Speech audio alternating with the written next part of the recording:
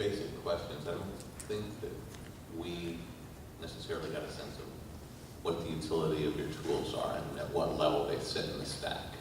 Sure, happy to answer that. So basically, our tools are helpful for anyone who wants to build a web or mobile application. And those are, there are some limits to what you can do with it, but generally those are productivity tools, social networks, marketplaces, multiple-sided marketplaces, and kind of any of your standard applications that follow the kind of general user experience of things that are not non-game applications. Yeah. I don't know, does that answer? Sort of. I mean, this is a domain that I have some familiarity with. Sure. There's a small company out of Redmond, Washington that's looking to move aggressively into this space. So I've heard. And I'm wondering, with things that you see from companies like LinkedIn, you see obviously Microsoft I just alluded to, Hootsuite. Can you give us an idea how you plan to respond to some of the large players in this space who already have traction?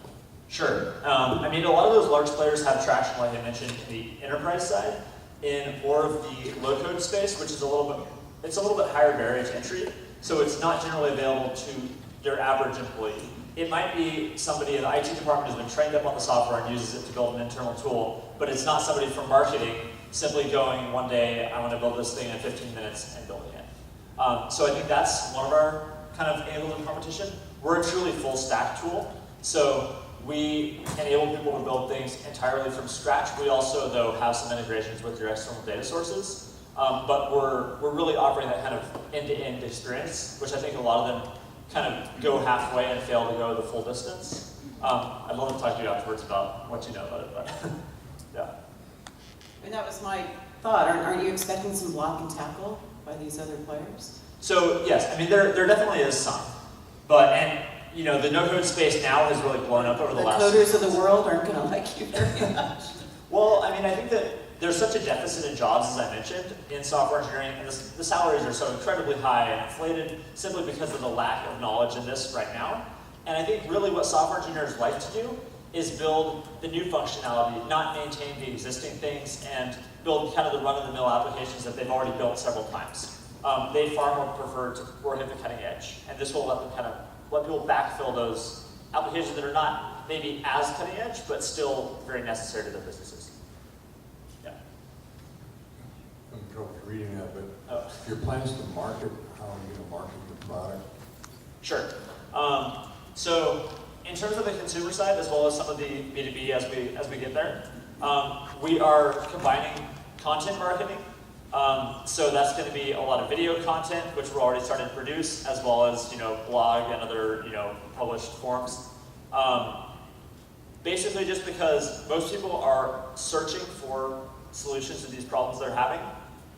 Things like how do I build a custom app for my company? Those searches are happening everywhere.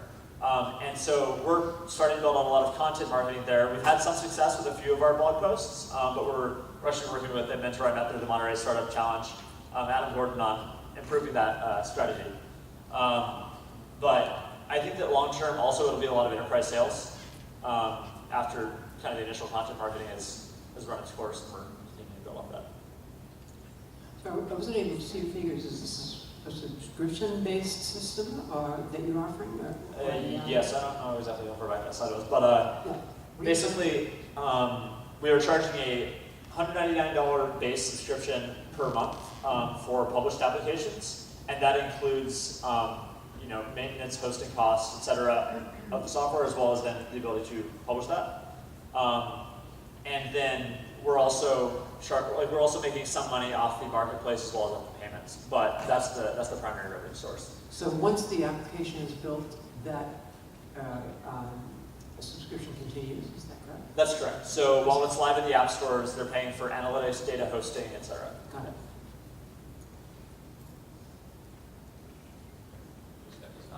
Thank you, guys. Thank you.